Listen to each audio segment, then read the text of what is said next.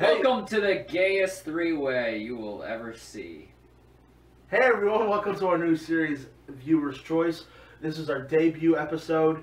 It is where we take suggestions from you, the viewers, on movies we should watch, and we should give a brief explanation about what we personally think, what we like about it, what we dislike about it, and initially our scores of 6 stars.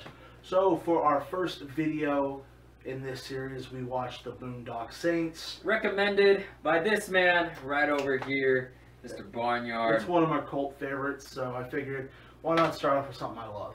It's funny, I saw this a month prior, just kind of on my own, and I think it's no secret that you and I really like this movie, so we had to show Liam. Oh yeah. This was the movie that all of my, like, hipster friends who in high school were telling me to see, and I never watched because I was too busy watching, like, weird classic movies. So it's one of those movies I never got around to watching, which is strange because I grew up in Boston and I am Irish. So I don't know why I didn't watch it until this. Why? Yeah, shouldn't you be, like, excommunicated from the church or something? No, because we like The Departed more. Fair enough. Anyway, this movie is about a pair of brothers played by Sean Patrick Flannery. Yes. And Daryl Dixon, Norman Reedus. Yeah. Who are two good old boys that feel a calling from God to enact vengeance upon the evildoers of the world. They start kind of taking it upon themselves to execute these drug dealers, murderers, and mob bosses in their own fair city of Boston. And shit gets crazy. This movie has a 20% on Rotten Tomatoes. What the hell? But, what was it, a 7.9 on IMDb? You see a lot of, like, cult 90s movies that critics that just did not connect with. No. Like, Fight Club and famously didn't get great reviews, and now that's regarded as a classic. So. Yeah. I feel like this is one of those classic movies that not a lot of people know.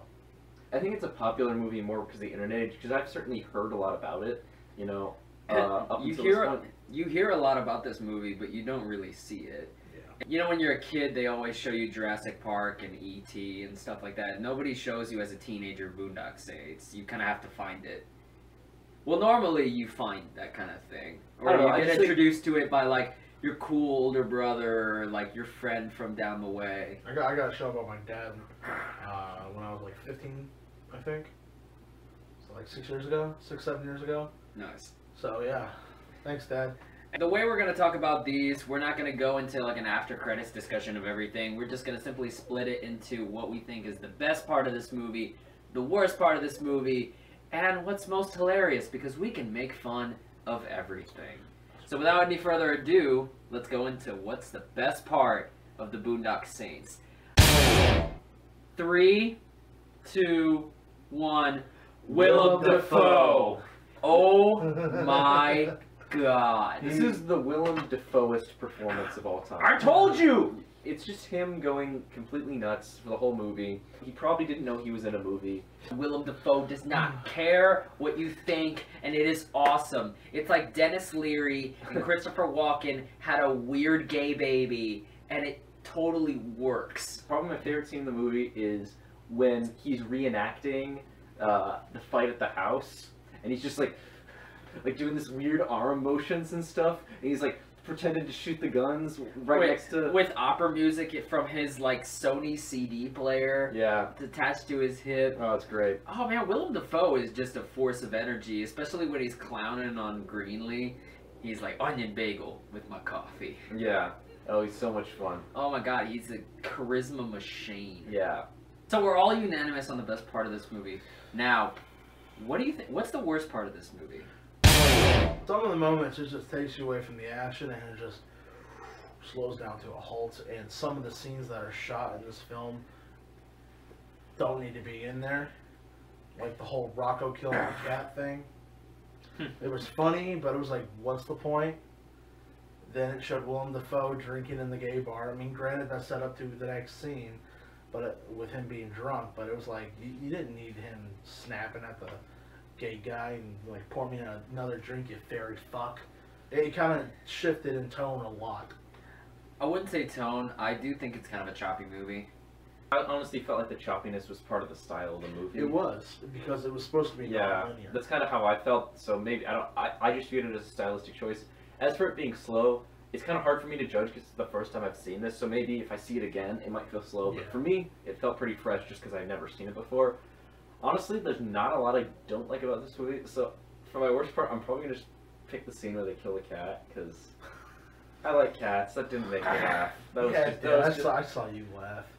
You know what made me laugh about them killing the cat? Is that out of that small little head of the cat, they just paint the wall with blood. Like, it's almost like they just smashed a watermelon. So, that brings us to our last category. The funniest part of this movie. It's hard to pick a specific Willem Dafoe scene. The scene where he's reenacting the gunfight, he's just like sitting there going, like making these weird motions and stuff. Like, everything Willem Dafoe does in this movie is pretty hilarious.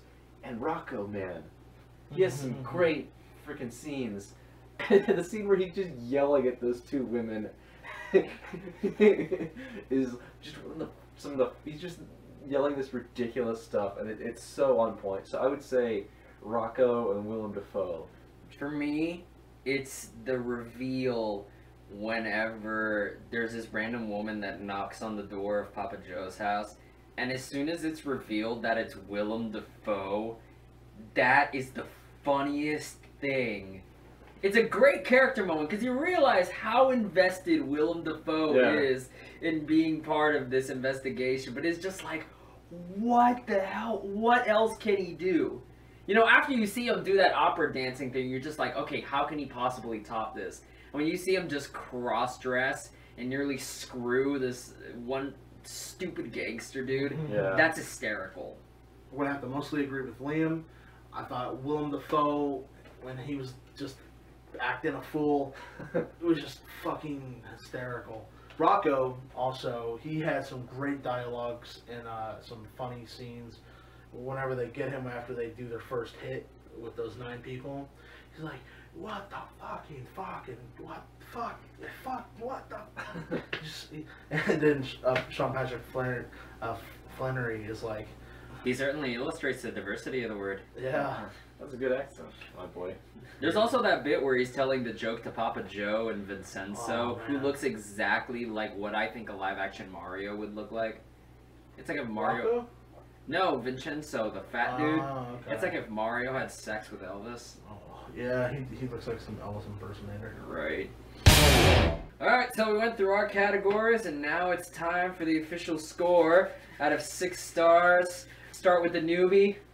Okay, again, this is my first time seeing the movie, so maybe this is just like a gut reaction because it's the first time. I thought this movie was hilarious. I had a great time watching it. I wasn't really bored at any point during it. I was doing a marathon of like the influential like 90s indie stylized movies, Trainspotting, Pulp Fiction, Fight Club, Clerks. This would be one that I'd put up there. And it's not as good as those movies, but I had a great time with it. I'm gonna go pretty big. I'm gonna go 5.5 out of 6. I had a great time watching this movie. I wouldn't go as big because I don't think the movie is like as great as some of those stuff in the 90s, but it definitely got better the second time I watched it. I'm gonna give it a solid 5 out of 6. Yeah. As for me, I'm gonna rate this solely based on the first time I saw this years and years and years ago. When I first saw this instantly became one of my favorite movies.